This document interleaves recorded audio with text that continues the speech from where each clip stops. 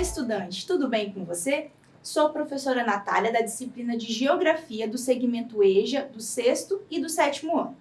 E na aula de hoje eu vou abordar com você alguns conceitos e compreensões sobre a atmosfera e a litosfera. Vamos lá?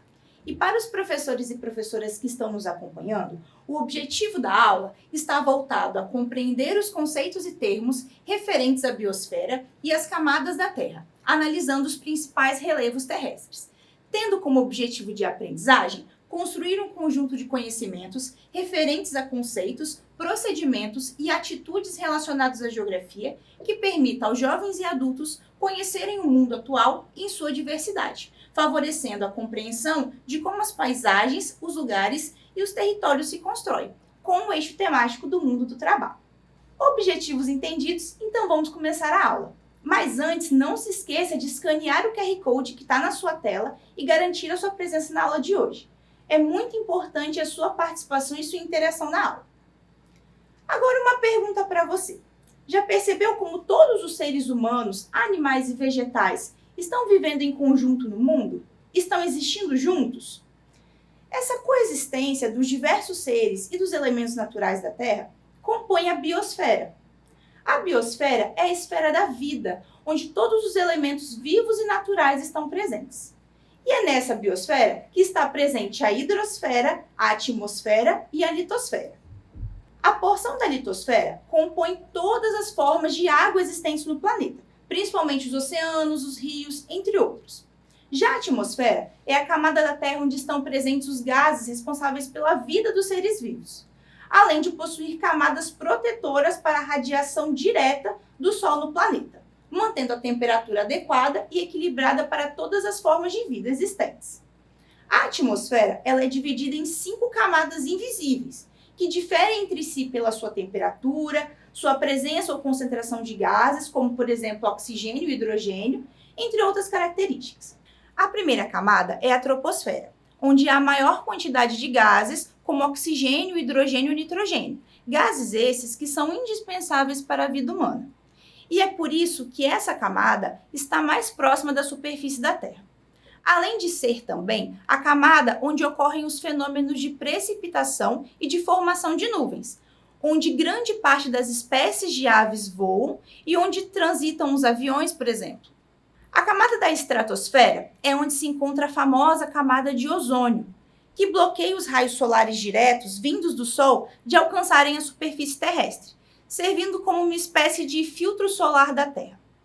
Já a mesosfera é uma camada extremamente fria e onde grande parte dos meteoros são retidos e perdem a força antes de chegarem à Terra. Essa camada ela tem grande importância em estudos e pesquisas sobre as mudanças climáticas, pois ela está situada acima da camada de ozônio. Na camada da termosfera, o ar começa a ficar mais rarefeito. Isso significa que os gases do ar vão ficando mais reduzidos e menos abundantes, diminuindo assim a pressão atmosférica. A temperatura é mais alta por ser uma camada que está mais próxima do Sol.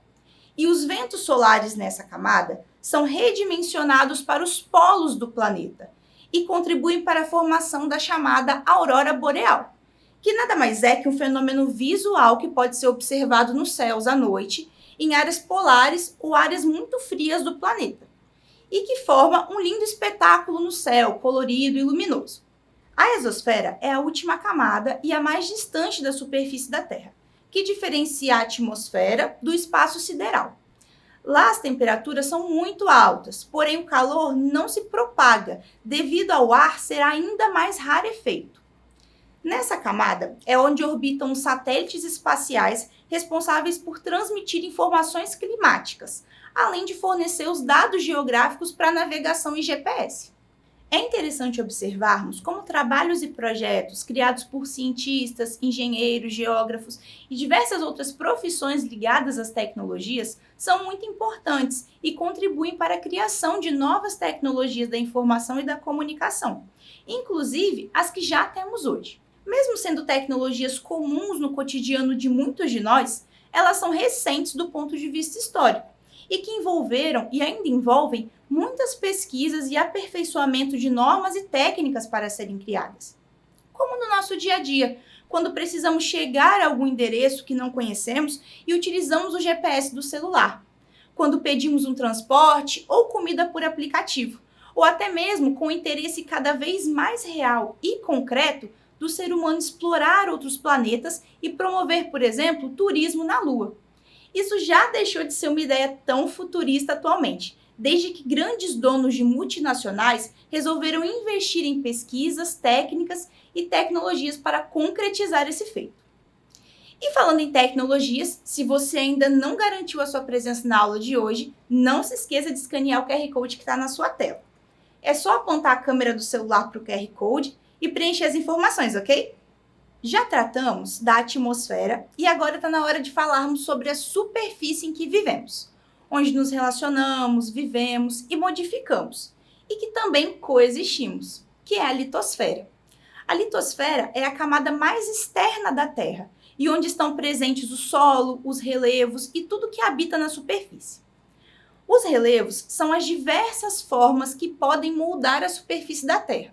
Formas essas que não são homogêneas, ou seja, elas não são iguais, e que se alteram e se modificam, transformando as paisagens e dando a elas características próprias e marcantes.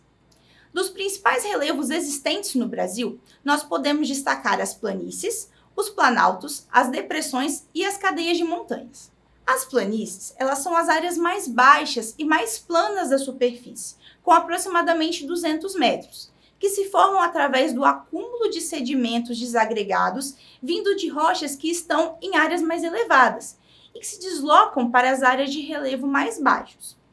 Essa forma de relevo ela é bem predominante em áreas litorâneas e da bacia dos rios. Inclusive, ela está presente nas áreas litorâneas do nosso estado. Os planaltos eles apresentam uma superfície irregular e estão localizados em maiores altitudes ou em áreas mais elevadas que as áreas que estão à sua volta, sendo aproximadamente 300 metros. Lembra que eu acabei de dizer que as planícies recebem e acumulam sedimentos de áreas mais elevadas? Pois é, o Planalto é um exemplo desse relevo mais elevado, que sofre mais erosão e onde seu sedimento se desagrega e acumula em áreas de planície. A região do Distrito Federal, por exemplo, é predominantemente composta de relevo planáltico, que é denominado Planalto Central. As depressões, elas são relevos que apresentam altitudes mais baixas do que as demais áreas que estão ao seu redor, que são conhecidas como depressões relativas, ou mais baixas do que o próprio nível do mar, que são conhecidas como depressões absolutas. Esse tipo de relevo, ele também costuma ser mais plano, porque ele sofre bastante desgaste pela ação das águas e dos ventos, e acaba se desagregando e sofrendo um processo maior de erosão. Já as cadeias de montanhas são superfícies mais elevadas do relevo, caracterizadas por serem áreas mais íngremes, ou seja, áreas mais curvadas, de acordo com a altitude e forma desse relevo, como, por exemplo, as Cordilheiras dos Andes, localizadas na América do Sul. No Brasil, existem divergências entre os pesquisadores e cientistas sobre o país ter ou não ter montanhas, devido à altura e à formação desse relevo. Mas é importante destacar as áreas de maior altitude do Brasil, como o Pico da Neblina, no Amazonas, com mais de 2.900 metros, e um local que pertence metade ao Espírito Santo, na região do Caparaó, e metade a Minas Gerais, que é o Pico da Bandeira, onde o seu cume pode chegar a mais de 2.800 metros.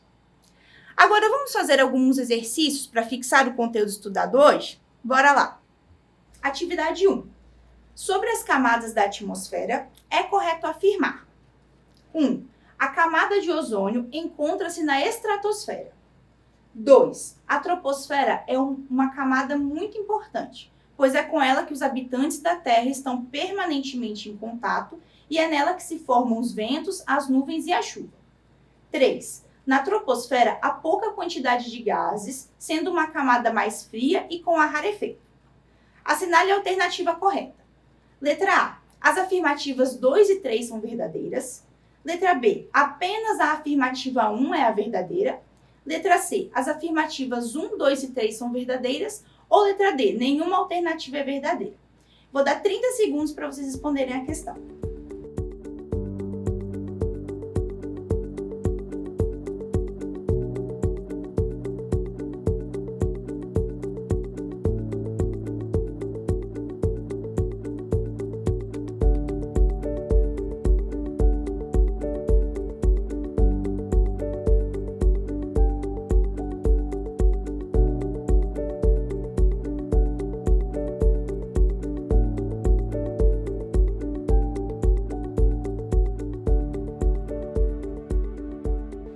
alternativa correta é a letra C. As afirmativas 1 e 2 são verdadeiras.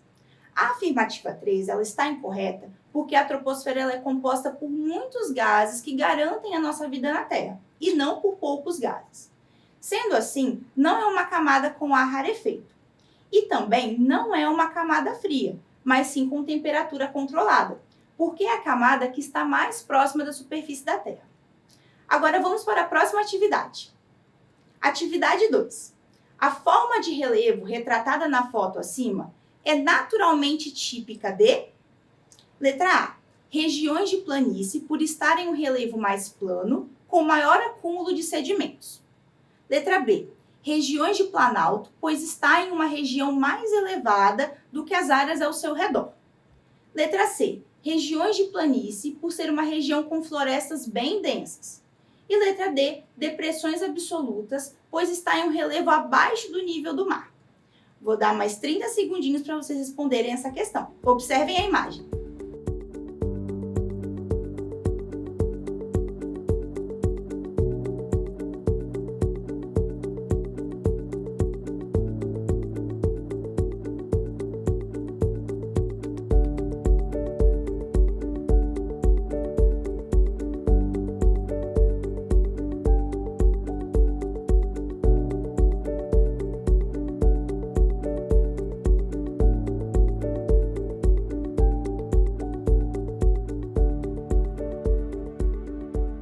E a alternativa correta é a letra A, região de planície, pois a imagem mostra um relevo mais plano e com mais acúmulo de sedimento.